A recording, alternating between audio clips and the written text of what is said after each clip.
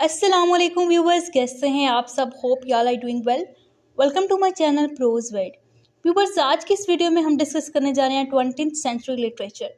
जैसे कि आपको पता है कि हमने हिस्ट्री ऑफ इंग्लिश लिटरेचर की सीरीज स्टार्ट की हुई है। इससे पहले हमने डिस्कस की थी विक्टोरियन एज और अब हम डिस्कस करने जा रहे हैं 20th सेंचुरी लिटरेचर। तो इसमें बेसिकली हम 20th सेंचुरी में जो लिटरेचर था उसको ओवरऑल डिस्कस करेंगे। मॉडर्न एज और पोस्ट मॉडर्न लिटरेचर पे अलग सी वीडियो है। इस वीडियो में हम ओवरऑल 20th सेंचुरी लिटरेचर को डिस्कस करेंगे। सो स्टार्ट करते हैं आज की video. So viewers, first of all हम डिस्कस करते हैं introduction to 20th century literature. ये जो एज थी ना, या फिर ये जो इरा था, the era of rapid change. बहुत से चेंजेस आए इसमें, बहुत तेजी से चेंजेस आए। जिससे हम देखते हैं कि 20th century was a time of rapid transformation due to technological advancement, world wars, economic depressions and cultural shift. तो ये एक ऐसा टाइम पीरियड था हिस्ट्री ऑफ इंग्लिश लिटरेचर में जिसमें बहुत ज़्यादा ट्रांसफॉर्मेशन आई। उनकी रीजंस क्या थी? उनकी रीजन में इंक्लूड है टेक्नोलॉजिकल एडवांसमेंट। ठीक है, हमने देखा कि इससे पहले विक्टोरियन एरा में टेक्नोलॉजिकल एडवांसमेंट हो रही थी। ठीक है, 20th सेंचुरी लिटरेचर में और ज़्यादा टेक्नोलॉजिकल एडवांसमेंट हुई। इस एरा में हमारे पास वर्ल्ड वॉर भी हुई। ठीक है, world war 1, world war 2 writers ने उनके इफेक्ट्स के बारे में लिखा, जितना डिप्रेशन हो गया था, इकोनॉमी डिस्टर्ब हो गई थी और कल्चरल शिफ्ट आई थी। तो ये सारी चीज़ें, ये सारे एलिमेंट्स जो है ये 20th सेंचुरी लिटरेचर में इंक्लूड हैं। इसके अलावा फ्रेगमेंटेशन एंड डिसइल्यूजनमेंट पाई जाती है। ठीक है, मतलब कोई प्रॉपर स्ट्रक्चर नहीं है, फ्रेगमेंटेड राइटिंग्स हैं, डिसइल्यूजनमेंट हैं। ये जो थे ना मेन थीम्स होते थे, मेन सब्जेक्ट मैटर होते थे 20th सेंचुरी लिटरेचर के। Writers begin to question traditional structure and belief. 20th century literature में ना बहुत डिसइल्यूजनमेंट पाई जाती है। लोगों ने ना रिलीजन के बारे में क्वेश्चन स्टार्ट कर दिए, क्योंकि हमने देखा कि वर्ल्ड वॉर हुई, इसके बाद लोगों का बिलीफ गॉड पे खत्म हो चुका था। ठीक है, ऑलमोस्ट खत्म हो चुका था। वो ट्रेडिशंस को नहीं मानते थे, ट्रेडिशनल स्ट्रक्चर को क्वेश्चन करना स्टार्ट कर दिया। This is reflected in the fragmented narratives and disillusion tone in many literary works. ठीक है, तो ये फ्रेगमेंटेशन और डिसइल्यूजनमेंट हमें मॉडर्न लिटरेचर में मिलती है। ठीक है, मॉडर्न लिटरेचर 20th सेंचुरी में इंक्लूड है। ठीक है, तो जिस तरह इसकी एग्जांपल में हम इंक्लूड कर सकते हैं टी एस इलियट की वेस्टलैंड। ठीक है, उसमें मॉडर्न मैन के बारे में दिखाया गया है कि वो कितना फ्रेगमेंटेड है, कितना वो हॉलो मैन है। इनके अलावा अगर हम बात करें तो 20th सेंचुरी में ना राइटर्स ने एक्सपेरिमेंट किया फॉर्म्स के साथ, न्यू नैरेटिव टेक्निक्स को इंक्लूड किया। कैसे? देखते हैं कि मॉडर्निज्म एंड एक्सपेरिमेंटेशन। ठीक है, ये मॉडर्न इरा था ना, उसमें काफ़ी ज़्यादा एक्सपेरिमेंट्स किए गए। ठीक है, नैरेटिव टेक्निक्स यूज़ की। Author experimented with narrative techniques including stream of consciousness and non linear storytelling, breaking away from the conventional plot structures. तो 20th सेंचुरी लिटरेचर में या फिर मॉडर्न लिटरेचर जितना भी था, इसमें स्ट्रीम ऑफ कॉन्शियसनेस यूज होती थी। स्ट्रीम ऑफ कॉन्शियसनेस नॉवल की अगर हम बात करें तो इसमें हमारे पास आता है टू द लाइट हाउस, जो कि वर्जीनिया वुल्फ ने लिखा। तो इसमें ये टेक्निक यूज हुई है, लीनियर स्टोरी टेलिंग यूज होती। तो राइटर्स ने कन्वेंशनल प्लॉट स्ट्रक्चर पे इतना फोकस नहीं किया, वो न्यूनेस लेके आए, उन्होंने फॉर्म्स के साथ एक्सपेरिमेंट किया। So viewers, 20th century literature जो है ना, इसको दो पार्ट्स में डिवाइड किया जाता है। ठीक है, मॉडर्निज्म में और पोस्ट मॉडर्निज्म में। इन दोनों इरा पे अलग सी वीडियो हैं, लेकिन जैसे कि हम 20th सेंचुरी लिटरेचर डिस्कस करें तो हम इसको ओवरऑल डिस्कस करेंगे, तो हम ये दोनों ही डिस्कस करेंगे। मॉडर्निज्म का टाइम पीरियड जो है वो 1900 से लेकर 1945 तक है। अभी हमने डिस्कस किया कि मॉडर्निज्म में कन्वेंशनल स्टोरी टेलिंग को जो है वो रिजेक्ट किया गया, न्यूनेस को एम्ब्रेस किया गया, फ्रेगमेंटेड स्टाइल होते थे, जिससे मॉडर्न लाइफ की कॉम्प्लेक्सिटीज का पता चलता। मॉडर्न लिटरेचर में एक टेक्निक बहुत ज़्यादा यूज़ होती थी, यानी कि स्ट्रीम ऑफ कॉन्शियसनेस, जो कि वर्जीनिया वुल्फ ने बहुत ज़्यादा यूज़ की। इनका एक नॉवल भी है टू द लाइट हाउस। ठीक है, फ्रेगमेंटिक नैरेटिव्स यूज़ किए टी एस इलियट ने, जिसके एग्जांपल में हमारे पास वेस्टलैंड आता है। सरियलिज्म का एलिमेंट यूज़ किया फ्रांस काफ्का ने। नोटेबल वर्क्स में हमारे पास इंक्लूड है the Waste Land, it is a masterpiece of T S Eliot, a complex point the fragmented nature of post world war 1 world. तो हमने देखा ये 20th सेंचुरी में हमारे पास वर्ल्ड वॉर हुई, लोगों का बिलीफ खत्म हो चुका था, लोग जो है ना वो ट्रेडिशन पे बिलीव नहीं करते थे, बहुत ही एक फ्रेगमेंटेशन हर तरफ फैल चुकी हुई थी।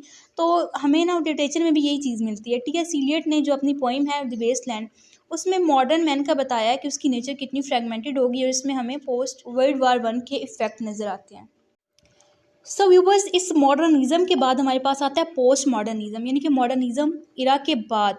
ये 1945 से अब तक ये प्रेजेंट है, इनके पोस्ट मॉडर्निज्म इरा चल रहा है। इसमें क्या है कि postmodernism is characterised by irony, parody and metafictions, stories about stories. तो पोस्ट मॉडर्निज्म में ना बहुत ज़्यादा फोकस किया जाता था आयरनी पे, पैरोडी पे और मेटाफिक्शंस पे। ठीक है, ये इंपॉर्टेंट कैरेक्टरिस्टिक होती थी पोस्ट मॉडर्न लिटरेचर की। इसके थीम्स में क्या इंक्लूड होता था? It often question reality and blurs the line between fiction and reality. Fiction और रियलिटी में डिफरेंस ऑलमोस्ट खत्म हो चुका था। तो ये रियलिटी के बारे में क्वेश्चन करते थे राइटर्स। पोस्ट मॉडर्न लिटरेचर जो था ना, इसमें जो लाइन है रियलिटी और फिक्शन की वो ब्लर है, हमें नहीं पता चल रहा होता कि ये फिक्शन है या फिर ये रियल चीज़ें हो रही हैं इस तरह से। पोस्ट मॉडर्न लिटरेचर में एक हमारे पास एग्जांपल आती है waiting for Godot by Samuel Beckett. ठीक है, ये एक ऐसा प्ले है जिसमें एब्सर्डिटी दिखाई गई है। An absurd play depicting existential theme. Existentialism होता है कि हमारी लाइफ का क्या पर्पज़ है, हमारी लाइफ का क्या पर्पज़ होता है वो हम खुद ढूंढते हैं। ठीक है, ये एक एब्सर्ड प्ले है, इसमें कैरेक्टर्स की लाइफ का कोई पर्पज़ ही नहीं है, वो रिपीट, उनके लाइफ में इवेंट्स रिपीट होते जाते हैं। दो मेन कैरेक्टर्स होते हैं, वो सेम चीज़ें करते रहते हैं। इस प्ले में दो ही एक्ट हैं, सेम चीज़ें बार बार दोनों एक्ट्स में हो रही होती हैं। तो इसमें जो है ना, हमें एब्सर्डिटी ऑफ लाइफ दिखाई जा रही है कि मॉडर्न मैन की लाइफ कितनी एब्सर्ड है। तो व्यूवर्स, इसके बाद हम डिस्कस करते हैं कि 20th सेंचुरी लिटरेचर की क्या मेन कैरेक्टरिस्टिक्स थी। ये अभी हम डिस्कस कर चुके हैं, लेकिन यहाँ पे मैंने ओवरऑल इंक्लूड कर दिया है। ठीक है, इसकी एक कैरेक्टरिस्टिक है फ्रेगमेंटेशन एंड डिसइल्यूजनमेंट, जो कि अभी हमने डिस्कस किया। Experimental narratives, existential and psychological themes, social and political criticism. ठीक है, क्रिटिसिज्म होता था पॉलिटिकल और सोशल, सोसाइटी पे और पॉलिटिक्स पे क्रिटिसिज्म किया जाता था। Critics, power, operation and societal structure. Blurring of reality and fictions, reality को फिक्शन के साथ मर्ज कर दिया जाता था। ठीक है, क्वेश्चन होते थे about truth and perceptions. And viewers, 20th century literature में वुमेन के बारे में बहुत ज़्यादा लिखा गया। ये है कि फीमेल राइटर्स भी काफ़ी थी। Women writers challenge traditional gender roles and asserted their perceptions. ठीक है, मॉडर्न लिटरेचर में हमारे पास जो है ना वो वुमेन रोल के बारे में आता है। जैसे हमने देखा कि विक्टोरियन एज में फेमिनिज्म की मूवमेंट स्टार्ट हुई। ठीक है, और यहाँ पे भी वो फेमिनिज्म वाला सारा एलिमेंट चल रहा है। राइटर्स जो है वो ये चैलेंज करते हैं ट्रेडिशनल वुमेन्स जो है ना वो अपने जेंडर रोल्स पे फोकस किया कि उनका रोल क्या है। इसमें हमारे पास एग्जांपल इंक्लूड है a room of one's own by Virginia Woolf. तो ये वर्जीनिया वुल्फ का एक वर्क था जिसमें she argues for the necessity of financial independence. इसमें वर्जीनिया वुल्फ आर्ग्यू करती हैं कि फाइनेंशियल इंडिपेंडेंस की ज़रूरत जो है वो फीमेल राइटर्स को होती है। She argues for the necessity of financial independence for female writer. इसके अलावा हमारे पास the Bell Jar by Sylvia Plath भी इंक्लूड है, semi autobiographical novel about mental illness and societal pressures. तो 20th सेंचुरी लिटरेचर में मेन थीम जो है ना वो हमारे पास वुमेन का भी नज़र आता है। जेंडर रोल, सोसाइटल एक्सपेक्टेशन और इसके अलावा जो है ना social status. 20th century literature में राइज ऑफ फीमेल वॉइसेस थी। फीमेल्स के बारे में लिखा जाता था, अपने राइट्स की बात करती थी, इंडिपेंडेंस की बात करती थी। सो व्यूअर्स, ये थी आज की हमारी वीडियो। इसमें हमने डिटेल से डिस्कस की 20th सेंचुरी लिटरेचर। मॉडर्निज्म और पोस्ट मॉडर्निज्म पे अलग से वीडियो है और उस वीडियो का लिंक मैं इस वीडियो के डिस्क्रिप्शन में ऐड कर दूंगी। इसके अलावा वीडियो के एंड पे मैं एक प्लेलिस्ट भी ऐड कर दूंगी जिसमें प्रॉपर एक सीरीज है हिस्ट्री ऑफ इंग्लिश लिटरेचर की। आपको जो भी वीडियो देखनी हो आप वहाँ से जाकर सिलेक्ट कर सकते हैं। वीडियो कैसी लगी मुझे कमेंट सेक्शन में ज़रूर बताएं, वीडियो को लाइक ज़रूर करें और मेरे चैनल को सब्सक्राइब करना मत भूलें। व्यूवर्स, अगर आप चैनल को सपोर्ट करेंगे तभी तो आप इस तरह की मज़ीद वीडियोज़ देख पाएंगे, तो जल्दी से चैनल को सब्सक्राइब कर दें। मिलते हैं आपसे नेक्स्ट वीडियो में।